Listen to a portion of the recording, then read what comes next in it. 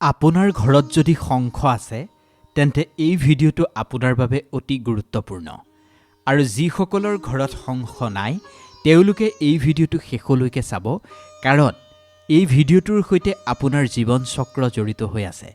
আজি মই আপোনালোকৰ কাৰণে এনেকুৱা এটা ভিডিঅ' লৈ আহিছো যিটো ভিডিঅ' চোৱাৰ পিছত আপোনাৰ জীৱন সম্পূৰ্ণৰূপে সলনি হৈ যাব পাৰে।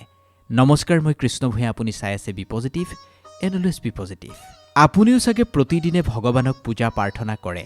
প্ৰতিদিনে ভগৱানক পূজা প্ৰাৰ্থনা কৰাৰ পিছতো আপোনাৰ দুখ দূৰ হোৱা নাই নেকি? ভগৱানক হাজাৰ পূজা প্ৰাৰ্থনা কৰাৰ পিছতো আপুনি বাৰু আৰ্থিক সমস্যাৰ সৈতে যুঁজি আছে নেকি?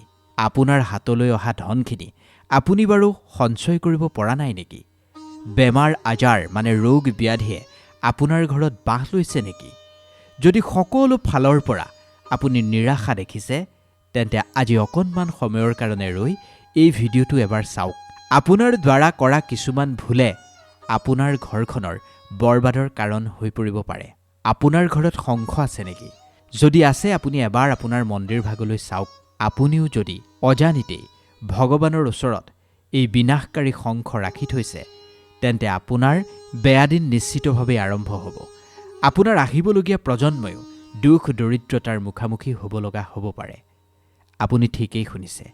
আমি সকলোৱে ভাবোঁ মন্দিৰ বা পূজাঘৰত শংখ ৰখাটো অত্যন্ত শুভ, কিন্তু আপুনি জানেনে ভুল শংখ ৰাখিলে আপোনাৰ ঘৰ পৰিয়াল বৰবাদ হৈ যাব পাৰে। শংখৰ গুৰুত্ব ঘৰখনৰ সৈতে কেনেদৰে জড়িত হৈ আছে আজি মই আপোনাক সবিস্তাৰে বুজাই ক'ম। শংখৰ কেনেকৈ সৃষ্টি হৈছিল সেয়াও আপুনি জানিব পাৰিব।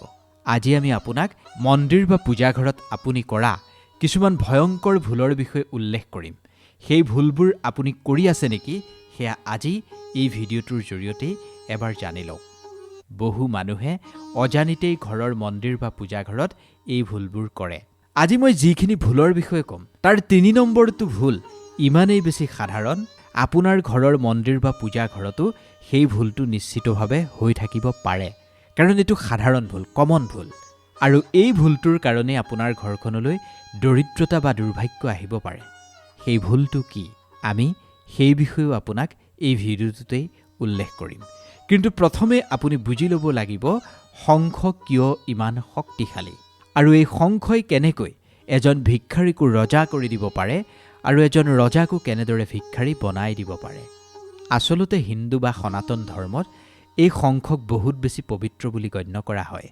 শংখক স্বয়ং মা লক্ষ্মীৰ ভাতৃ বুলিয়েই কোৱা হয়, কাৰণ যেতিয়া দেৱ আৰু দানৱৰ মাজত সমুদ্ৰ মন্থন হৈছিল তেতিয়া সেই সমুদ্ৰ মন্থনৰ সময়ত 14 অমূল্য ৰত্ন উৎপন্ন হৈছিল। তাৰ ভিতৰৰ অষ্টমটো আছিল এই শংখ। মা লক্ষ্মীও সমুদ্ৰ মন্থনৰ সময়তেই প্ৰকট হৈছিল। সেইকাৰণে কোৱা হয় য'ত শংখ আছে তাত মা লক্ষ্মী নিশ্চিতভাৱে থাকিবই, মা লক্ষ্মী সেই স্থানলৈ যাবই। কিন্তু মানুহে আটাইতকৈ ডাঙৰ ভুলটো ক'ত কৰে? শংখ মানেই পবিত্ৰ বুলি ভুল কৰে। প্ৰতিটো শংখই শুভ নহয়। কিছুমান শংখ এনেকুৱা আছে যি সমুদ্ৰৰ গভীৰ অন্ধকাৰৰ কোণৰ পৰা নেতিবাচক শক্তি শুহি লৈ সৃষ্টি হয়। যদি এনেকুৱা ধৰণৰ শংখ আপোনাৰ ঘৰলৈ কেনেবাকৈ আহি গৈছে তেন্তে বুজি লওক আপোনাৰ বৰবাদ আৰম্ভ হ'বলৈ আৰু বৰ বেছি সময় নাই। আহক প্ৰথমে কথা পাতোঁ সেই ৰহস্যৰ বিষয়ে, যি ৰহস্যৰ বিষয়ে বহু কম মানুহেহে জানে। কেতিয়াবা আপুনি ভাবি চাইছেনে ভগৱান শিৱক পূজা কৰাৰ সময়ত শংখৰ ব্যৱহাৰ কিয় নহয়? শিৱক জল অৰ্পণ কৰাৰ সময়ত শংখৰে কিয় জল আগবঢ়োৱা নহয়? ইয়াৰ আঁৰত এক গভীৰ ৰহস্যময় আৰু ভয়ংকৰ কাহিনী লুকাই আছে, যি কাহিনী শিৱপুৰাণত উল্লেখ আছে। প্ৰাচীন কালত শংখচূড় নামৰ এজন ভয়ংকৰ আৰু মহাপৰাক্ৰমী অসুৰ আছিল। শংখচূড় দম্ভৰ পুত্ৰ আছিল আৰু তেওঁ কঠোৰ তপস্যাৰ বলত ব্ৰহ্মাৰ পৰা অজেয় বৰদান লাভ কৰিছিল। শংখচূড়ৰ পত্নীৰ নাম আছিল তুলসী। তুলসী আছিল বহুত বেছি পতিব্ৰতা নাৰী। নিজৰ পত্নীৰ সতীত্ব আৰু ব্ৰহ্মাৰ বৰদানৰ কাৰণে শংখচূড়ে 3 লোকত হাহাকাৰ অৱস্থাৰ সৃষ্টি কৰিব পাৰিছিল। শংখচূড়ে দেৱতাসকলক স্বৰ্গৰ পৰা উলিয়াই দিছিল আৰু চাৰিওফালে নিজৰ আতংক বিয়পাই পেলাইছিল। বিপদত পৰি উপায়হীন হৈ সকলো দেৱী দেৱতা ভগৱান শিৱৰ চৰণলৈ আহিল। ভগৱান শিৱই শংখচূড়ক বধ কৰাৰ নিশ্চয়তা প্ৰদান কৰিলে আৰু এখন ভয়ংকৰ যুদ্ধ হ'ল য'ত ভগৱান শিৱই নিজৰ ত্ৰিশূলেৰে শংখচূড়ক ভস্ম কৰি পেলালে। শিৱপুৰাণত উল্লেখ থকা অনুসৰি শংখচূড়ৰ ভস্ম আৰু হাড়ৰ পৰাই এই শংখৰ উৎপত্তি হৈছিল, কাৰণ শংখচূড় ভগৱান বিষ্ণুৰ ভক্ত আছিল। সেইকাৰণে শংখ ভগৱান বিষ্ণুৰ অত্যন্ত প্ৰিয়। কিন্তু শংখচূড় আছিল ভগৱান শিৱৰ শত্ৰু, কাৰণ শিৱই তেওঁক বধ কৰিলে। সেইকাৰণে ভগৱান শিৱৰ পূজাত কেতিয়াও শংখৰ প্ৰয়োগ নহয়।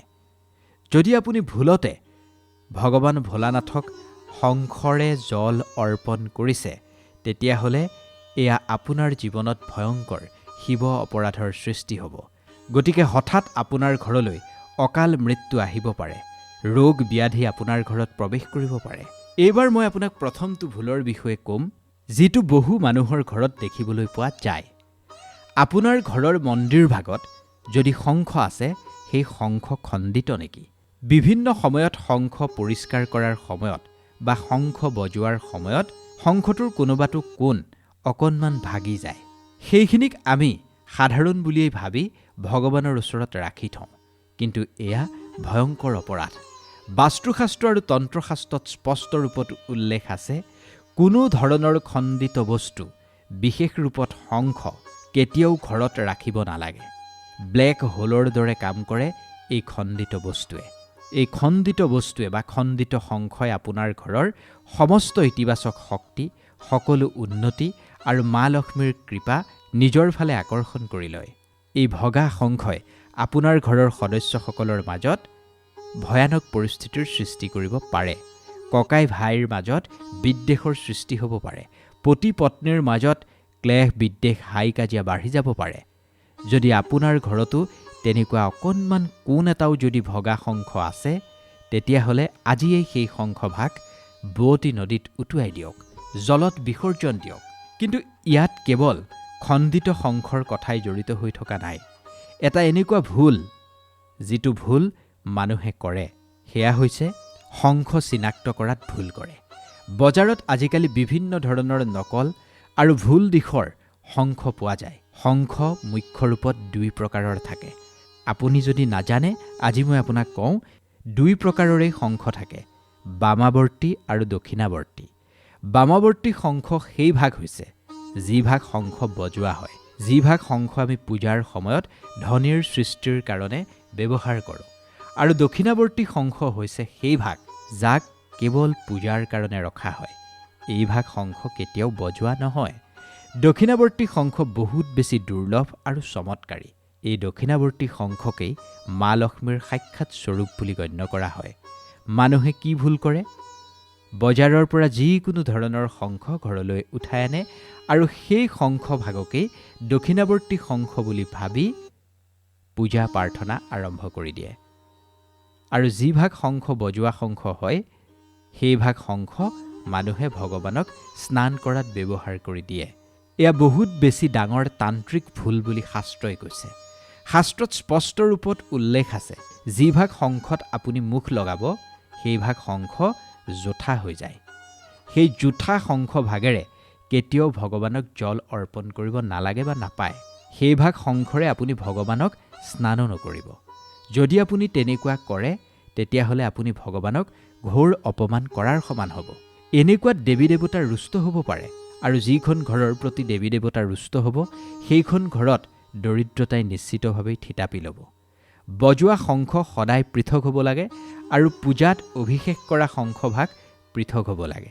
দুয়োভাগ শংখ একাকাৰ নকৰিব। কেতিয়াও বজোৱা শংখৰে আপুনি ভগৱানক জল অৰ্পণ নকৰিব আৰু স্নানত ব্যৱহাৰ নকৰিব, নহ'লে আপুনি নিজৰ বিনাশক নিমন্ত্ৰণ দিয়াৰ দৰে হ'ব। এতিয়া আমি সেই তৃতীয়টো ভয়ংকৰ ভুলৰ বিষয়ে ক'ম, যিটো ভুল আপুনি ভুলতো নকৰিব। এই ভুলটো দেখাত সামান্য যেন লাগে, কিন্তু ইয়াৰ পৰিণাম বহুত বেছি ঘাতক আৰু ভয়ংকৰ। মানুহে ধৰিবই নোৱাৰিব এই ভুলটো কৰাৰ পিছত তেওঁৰ লগত কি হৈ গ'ল। ব্যৱসায় বাণিজ্যত হঠাৎ ডাউনফল আৰম্ভ হৈ যাব। কৰি থকা চাকৰিটো হাতৰ পৰা কোন সময়ত গুচি যাব ধৰিবই নোৱাৰিব। ঘৰত থকা পইচা পানীৰ দৰে খৰচ হৈ যাব। গতিকে এই ভুলটো কৰাৰ পৰা আপুনি বাচি থাকিব লাগিব। সেই ভুলটো হৈছে শংখ ৰখাৰ পদ্ধতি। মনত ৰাখিব, খুব মনোযোগেৰে শুনিব, কাৰণ আপোনাৰ ঘৰখনৰ দিশ আৰু দশা দুয়োটাই সলনি হৈ যাব পাৰে এই ভুলটোৰ বাবে। সেই ডাঙৰ ভুলটোৱেই হৈছে মন্দিৰত দুভাগ শংখ একেলগে ৰখা আৰু শংখভাগক খালী বা ওলোটাকৈ ৰখা। হয়, বহু মানুহৰ ঘৰত দেখা যায় মন্দিৰত মানুহে একেলগে দুভাগ শংখ সজাই ৰাখে, এভাগ ভগৱান বিষ্ণুৰ মূৰ্তিৰ কাষত আৰু আনভাগ মা লক্ষ্মীৰ কাষত। এয়া হৈছে বাস্তুৰ আটাইতকৈ ভয়ংকৰ দোষ। শাস্ত্ৰৰ মতে পূজাস্থলত বা এভাগ মন্দিৰতেই কেতিয়াও দুভাগ শংখ ৰাখিব নালাগে। যেতিয়া দুভাগ শংখ একেলগে ৰখা হয়, তেতিয়া দুয়োভাগ শংখৰ শক্তিয়ে নিজৰ মাজত সংঘৰ্ষ হয়। এই সংঘৰ্ষই ঘৰখনৰ বাতাবৰণত সাংঘাতিক ধৰণৰ পৰিৱৰ্তন আনি দিব পাৰে, যাৰ ফলত ঘৰখন অনবৰতেই অস্থিৰ হৈ থাকিব। ৰাতিৰ টোপনি একেবাৰে নোহোৱা হৈ যাব। পৰিয়ালৰ সদস্যৰ মাজত এক ভয়ংকৰ ভয় আশংকা বৃদ্ধি পাব, চিন্তাৰ পৰিৱেশ বাঢ়ি যাব। যদি আপোনাৰ লগত দুভাগ শংখ আছে, তেতিয়াহ'লে এভাগ শংখ আপুনি পূজাঘৰত ৰখাৰ বিপৰীতে আনভাগ শংখ ৰঙা কাপোৰেৰে বান্ধি আপোনাৰ ধন ৰখা স্থান বা যিকোনো ধৰণৰ ঘৰখনৰ এভাগ পবিত্ৰ স্থানত ৰাখি থওক। কিন্তু একেলগে দুয়োভাগ শংখ মন্দিৰ বা পূজাঘৰত নাৰাখিব। ইয়াৰ লগতে শংখ ৰখাৰ পদ্ধতিও বহুত বেছি গুৰুত্বপূৰ্ণ। শংখভাগক কেতিয়াও চিধা মাটিত ৰাখিব নালাগে। শংখভাগ য'ত আপুনি ৰাখিব, এখন বিশেষ আসন তাত ব্যৱস্থা কৰিহে তাৰ ওপৰত ৰাখিব। আপুনি যদি বিচাৰে তামৰ, পিতলৰ বা ৰূপৰ ষ্টেণ্ডত শংখভাগ ৰাখিব পাৰে। তদুপৰি মন্দিৰত শংখভাগ কেতিয়াও খালীকৈ ৰাখিব নালাগে। এইটো এটা কমন কথা। খালীকৈ যদি আপুনি শংখভাগ ৰাখে, তেতিয়াহ'লে আপোনাৰ ধনৰ ভঁৰাল খালীয়েই হ'ব, অন্নৰ ভঁৰাল খালী হ'ব। দক্ষিণাৱৰ্তী শংখ সদায় জলেৰে ভৰাই ৰাখিব লাগে, আৰু যেতিয়াই আপুনি ৰাতিপুৱা পূজা কৰিব, সেই শংখত থকা জল আপুনি গোটেই পূজা ঘৰত অকণমান ছটিয়াই দিব। এনেকুৱা কৰিলে ঘৰৰ সমস্ত নেতিবাচক শক্তি, তন্ত্ৰ মন্ত্ৰৰ প্ৰভাৱ আৰু বেয়া নজৰ লগে লগেই নষ্ট হৈ যাব। এই জলে এক প্ৰকাৰ সুৰক্ষা চক্ৰৰ দৰে কাম কৰে। সেই জলখিনিয়ে ঘৰখনৰ সকলো বেয়া শক্তিক মষিমূৰ কৰি পেলায়। আৰু এটা কথা, যিটো আপুনি প্ৰতিদিনেই মনত ৰাখিব লাগিব, শংখৰ যি খোলা মুখভাগ, খোলা অংশভাগ, সেয়া সদায় ওপৰমুৱাকৈ থাকিব লাগে। শংখভাগক ভগৱানৰ ফালে মুখ কৰি কেতিয়াও ৰাখিব নালাগে। শংখৰ পৰা ওলোৱা শক্তি বহুত বেছি তীব্ৰ। যদি আপুনি ভুলতেই সেয়া ভুল দিশত ৰাখি থৈছে, তেতিয়াহ'লে সেই শক্তিয়ে ঘৰৰ সদস্যসকলৰ মানসিক স্বাস্থ্যত প্ৰভাৱ পেলাব পাৰে, মানসিক ৰূপত অসুস্থ কৰি পেলাব পাৰে। শংখক সদায় বগা বা ৰঙা বস্ত্ৰৰ ওপৰতহে স্থাপন কৰিব লাগে। শংখ কেৱল পূজাৰ সামগ্ৰী নহয়, এক জীৱন্ত জাগ্ৰত শক্তিৰ স্ৰোত।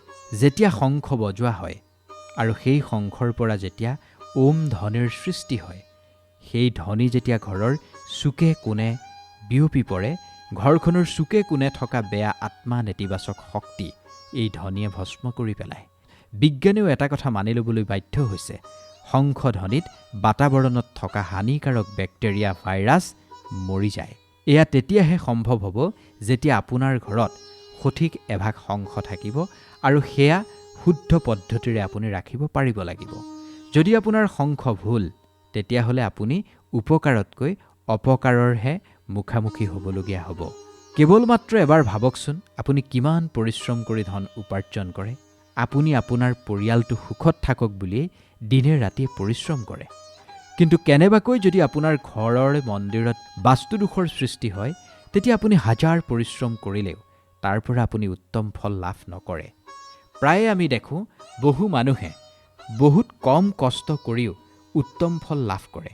অলপমান কষ্ট কৰাৰ পিছতো বিভিন্নজনৰ কোনো ধন ধানৰ অভাৱ নহয়, আৰু কোনোবাজন ব্যক্তিয়ে দিনে ৰাতিয়ে মূৰৰ ঘাম মাটিত পেলাই কাম কৰাৰ পিছতো নিজৰ অভাৱখিনিকেই পূৰণ কৰি ল'ব নোৱাৰে। ইয়াৰ কাৰণ হৈছে কিছুমান সৰু সৰু ভুল বা কিছুমান সৰু সৰু কথা আমি ওলাই কৰি চলোঁ। দেৱী দেৱতাসকলে বা ভগৱানে আমাৰ মনৰ ভাৱটো চাব বিচাৰে, এইটো সত্য। কিন্তু নীতি নিয়মখিনিও পালন কৰাটো সিমানেই জৰুৰী। যদি আপুনি ব্ৰহ্মাণ্ডৰ নীতি নিয়মৰ বিৰুদ্ধে গৈ কিবা এটা কাম কৰে তেতিয়া ব্ৰহ্মাণ্ডৰ শক্তিয়ে আপোনাৰ বিৰুদ্ধে কাম কৰা আৰম্ভ কৰিব। গতিকে এতিয়াই আপুনি ঘৰৰ মন্দিৰটো এবাৰ ভালদৰে লক্ষ্য কৰক। ভালদৰে লক্ষ্য কৰক, কিজানি অজানিতেই আপুনি মন্দিৰ ভাগত কিবা ভুল কৰি থবও পাৰে। যদি শংখ এভাগ আপোনাৰ ঘৰত আছে, সেই শংখভাগ সঠিক অৱস্থাত আছেনে নাই সেয়া আজি পৰীক্ষা কৰক। সেই শংখভাগ আপুনি জলেৰে ভৰাই ৰাখিছেনে? সেই শংখভাগ আপুনি সঠিক আসনত স্থাপন কৰিছেনে? যদি আপুনি কৰা নাই আৰু এই ভুলবোৰ যদি আপুনি কৰি আছে, তেন্তে সেই ভুলৰ এতিয়াই শুধৰণি কৰি লওক। শংখভাগক গংগা জলেৰে ধুই পবিত্ৰ কৰিব। সেই শংখভাগক তিলক লগাব আৰু শুদ্ধ মনেৰে ভগৱান বিষ্ণু আৰু মা লক্ষ্মীক ধ্যান কৰিব। আপুনি দেখিব কিছু দিনৰ ভিতৰতেই আপোনাৰ ঘৰৰ পৰিৱেশ সম্পূৰ্ণৰূপে সলনি হৈ যাব। যি পইচা অহাৰ বাট আপোনাৰ বন্ধ হৈ গৈছিল সেয়া নিজেই খোল খাই যাব। যি বেমাৰ আজাৰ ৰোগ ব্যাধি আপোনাক অশান্তি দি আছিল সেয়াও লাহে লাহে নোহোৱা হ'ব। ঘৰখনতে ইতিবাচক শক্তিৰ সঞ্চাৰ হ'ব আৰু আপোনাৰ প্ৰতিটো বন্ধ হৈ থকা কাম পুনৰ ক্ষিপ্ৰগতিত খুলিবলৈ আৰম্ভ হ'ব।